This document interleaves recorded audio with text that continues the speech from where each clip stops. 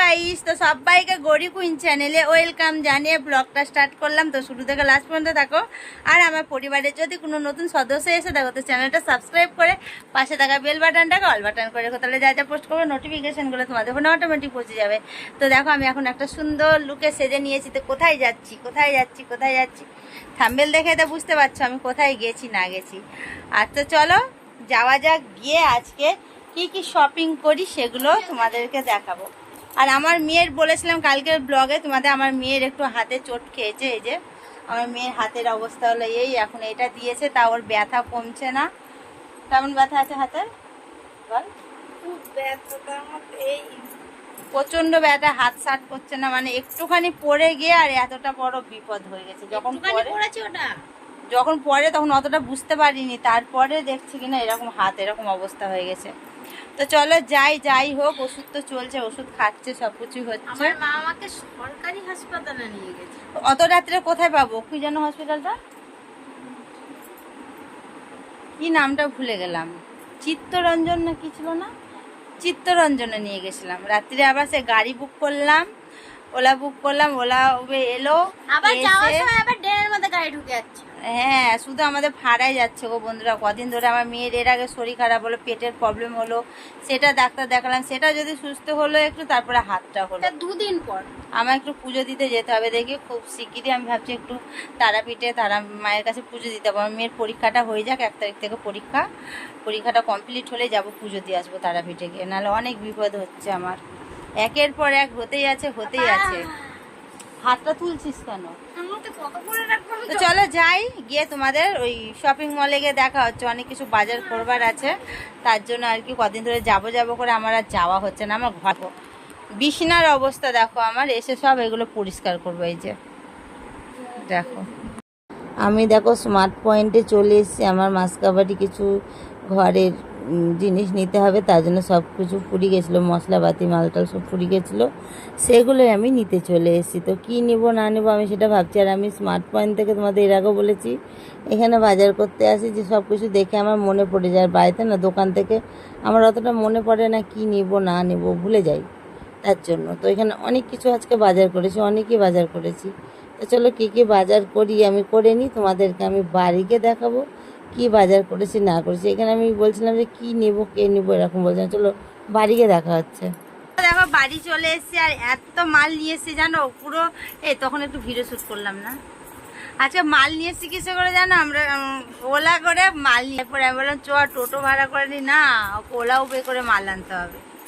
তো মাল কি কি নিয়ে এসেছি, মাসকাবারি আর কি সব ফুরিয়ে গেছিলো। তো ওই দেখো এই যে আঁটছে না, দেখো পনিরও কিনেছি, এগুলো ফ্রিজে রেখে আসো যা যা রাখার। আর আজকে আমার কি সৌভাগ্য, আমার মেয়েটা হাত ভেঙে গেছে কিন্তু পড়াশোনায় মন দিয়েছে। দেখো টাকা একবার, এই চুপ করে বসে থাকো। এই যে আমার মেয়ে আজকে, আর আজকে দেখো পড়াশোনায় মন দিচ্ছে। আর এ দেখো কত মাল কিনে সব মাসকাবারি নিয়ে এসছি। এটা দেখো চিসের, এটা ভাজবো। এগুলো ফ্রিজে রেখে আসো, গলে যাচ্ছে, তাতে যাও খাচ্ছে তো এটা। আর এ দেখো আমি এটা ছোট্ট পাড়া একটা, দেখো ছোট্ট পাড়া এটা কিনেছি নন স্টিকের, দেখো কি সুন্দর। এটার মধ্যে কত কিছু ভাজা হবে। এই যে সব কিছু এখানে কি কি নিয়ে এসেছি সব কিছু আমি ইয়ে করতে পারছি না, তোমরা দেখে নাও। আর এই যে 3টে সেট কিনে নিয়ে এসেছি কোটো। তো স্মার্ট পয়েন্টে গেছিলাম, তোমরা তো দেখলে সবাই কোথায় গেছিলাম না গেছিলাম।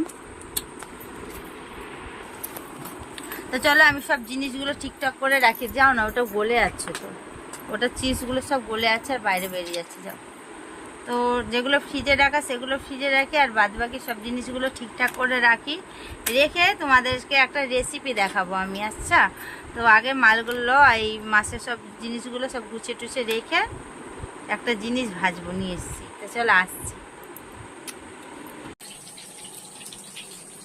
তো বন্ধুরা দেখো, এখন আমি কি তোমাদের বললাম না একটা নতুন রেসিপি করে দেখাবো, সেটাই আর কি করছি। জানি না এটা খেতে কি হবে না হবে, আমি খাইনি কোনোদিন। এটা কি, এটা নামও আমি জানি না, কি নাম এটা,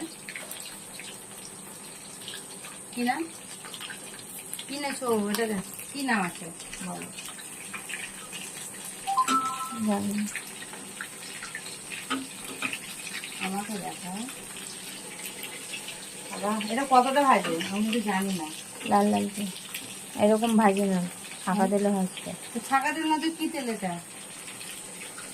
ছাকা তেল না বলো বন্ধুরা এটা। আর কত তেল দেবো? শুধু এর মধ্যে থেকে জল ছিটকাচ্ছে ভেড়ার করে। আর কেমন একটা গ্যাস বেড়াচ্ছে, যেমন শুটকি মাছ ভাজলে যেমন গ্যাস বেড়ায়, ওই মনে হচ্ছে আমি শুটকি মাছ ভাজছি রাত্রিবেলায়। আর পাল্লায় কি পরে আমি রান্না করছি ভগবান, আমি নিজেও জানি না। তো বন্ধু দেখো পুরো মনে হচ্ছে তালের বড়ার মতো। এটা পনিরের কিছু চিজের কিছু একটা চিজ। চলো খেয়ে দেখি।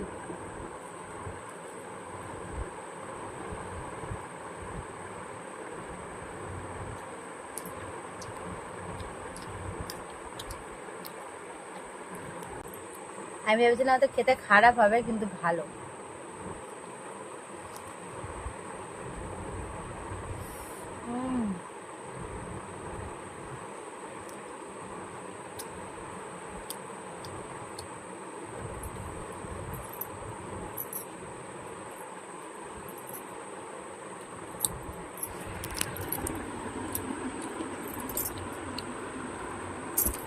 এটা ঝাল ঝাল কোনো সসের সাথে, নাহলে ধনেপাতার চাটনি, নাহলে সস কোনো কিছু ঝাল কিছু চাটনির সাথে খেলে খুব ভালো লাগবে খেতে এটা এমনির থেকে। তো চলো আমি